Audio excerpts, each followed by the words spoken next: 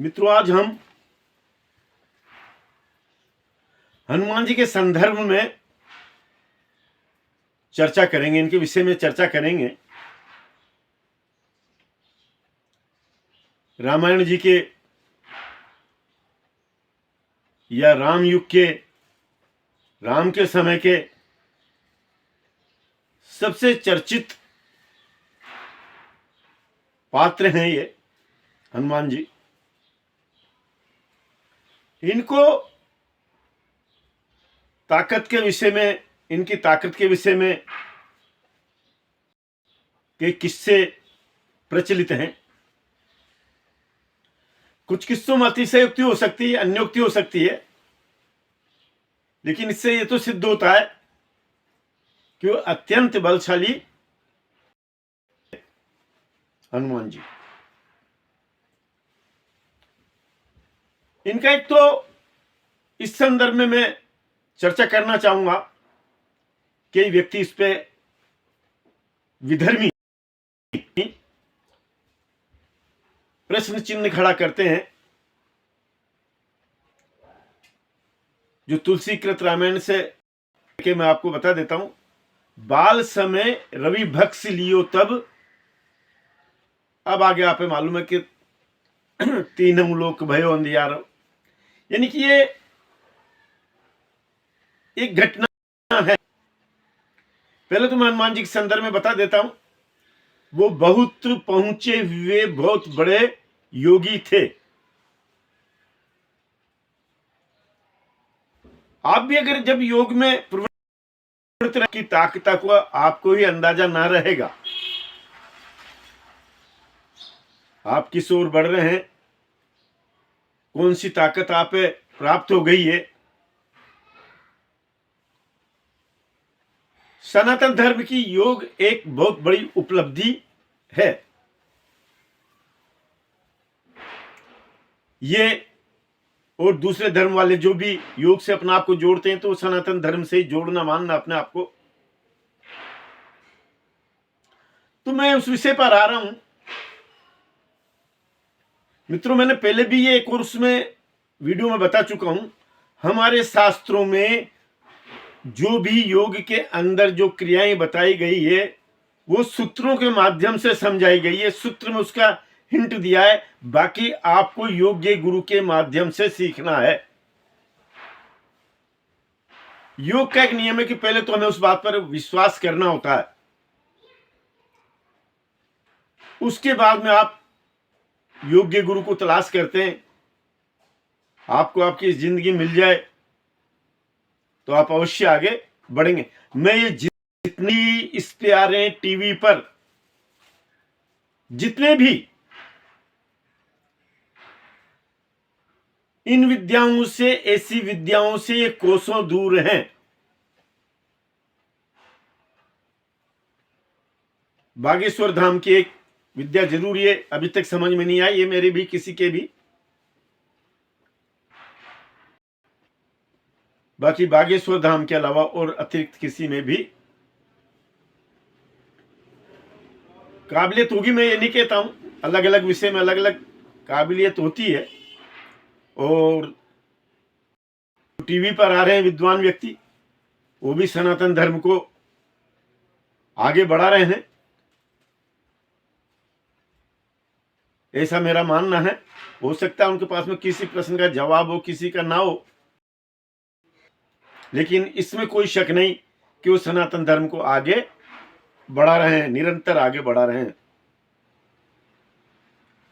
तो मित्रों, मैं ये कह रहा था कि ये साधना का विषय है। ये इस प्रयोग को आप भी कर सकते हैं। मेरी बात को वही व्यक्ति समझेगा जो ध्यान पर बैठता है और जातक का अच्छा अभ्यास है। साधारण आदमी के समझने की बस की बात नहीं है मेरी बात को, मेरी विषय को। तो मित्रों, ये सवेरे प्रातः जब सूर्य भी बाल्यावस्था में ही रहता है, और हनुमान जी का संदर्भ भी है कि भाई उन्होंने बाल्यावस्था में इस सिद्धि को प्राप्त कर लिया था। यहां पर एक सिद्धि छुपी हुई है। आप प्रयोग का प्रथम चरण में बता देता हूं, आगे करें और अपने अनुभवों को मेरे से भी साझा कर सकते हैं।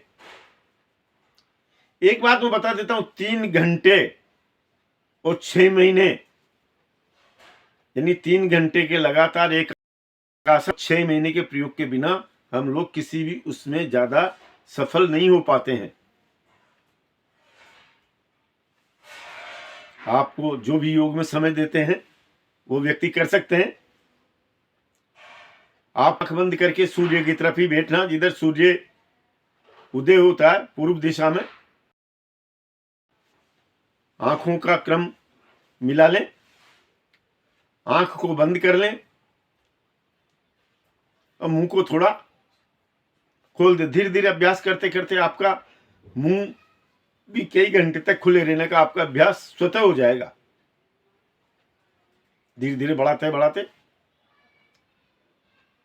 आपको ऐसा तो 10-15 दिन में ही या 2-5 दिन में ही जो लग जाएगा कि मानो आपके अंदर परमाणु विस्फोट हो गया है और आपका पूरा शरीर में अनगिनत बल्ब फूट रहे, इतना तगड़ा प्रकाश आपके शरीर के अंदर हो गया। ये तो थोड़े से दिनों में हो जाएगा। फिर धीरे धीरे जैसे जैसे आप आगे बढ़ेंगे वैसे वैसे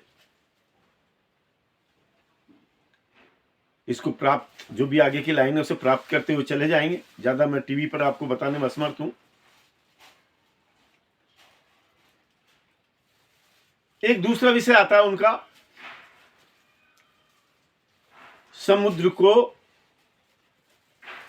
उड़ करके दूसरी ओर जाना। मित्रों, ये योग में ये भी विद्या है, शरीर को वायु से हल्का करके और आप अपने गंतव्य तक जा सकते हैं। मैंने पहले भी कहा था कि समर्थ गुरु रामदास जी के पास में ये विद्या थी। इतिहास में हमें इस बात की जानकारी मिलती है। एक अंग्रेज का और मैंने पढ़ा था कि वो गंगा जी पर उसी तरह से चलते थे, 2 व्यक्ति, पंडित और उनके पुत्र। एक अंग्रेज ने अपनी जीवनी में लिखा था जिसे मानो वो जमीन पर चल रहे हों।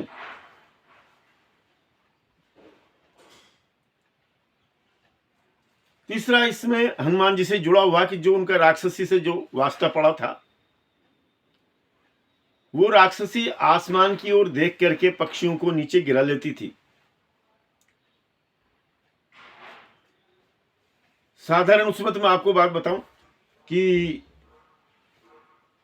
यहां पर तो ये त्राटक का अभ्यास छुपा हुआ है। त्राटक के अभ्यास सब किसी को भी अपनी ओर मुड़ने के लिए, अपनी ओर आने के लिए आकृष्ट कर सकते हो। ये प्रयोग भी मैंने मेरे मित्रों में बताया है। हम केवल किसी भी प्रयोग को हमारे स्वयं के हित साधने के लिए उपयोग नहीं कर सकते। जब हमारे हितों को साधने के लिए इन प्रयोगों का उपयोग करते हैं तो फिर वो सही श्रेणी के अंतर्गत नहीं आता है। और हम जब पुनर्जन्म के सिद्धांत को मानते हैं तो उससे हम दूसरे का हित तो कर सकते हैं, लेकिन अपना हित नहीं कर सकते। ऐसी विद्याओं के माध्यम से भी किया था ये प्रयोग, कुछ सफल रहा, आगे बढ़ता तो और आगे भी बढ़ जाता। हनुमान जी के बारे, आपको भी हनुमान जी के बारे में भी यही है कि उन्हें दूसरे ने याद दिलाई। इसी तरह से आपके स्वयं के अंदर भी ताकतें कई भरी पड़ी हैं। आप स्वयं उसका अवलोकन करें, उसको आगे बढ़ाएं। आप अपनी ताकत का स्वयं ही गौर करें, आंख बंद करके विचार करें कि मेरे अंदर क्या क्या ताकत है, उसको आगे बढ़ाएं। जिंदगी में निश्चित रूप से आप सफल होंगे, ऐसा मेरा आपको आशीर्वाद है, कहना है। ईश्वर आपको स्वस्थ और प्रसन्नचित्त बनाए रखे और ध्यान पर बैठने की कोशिश करें। नमस्कार।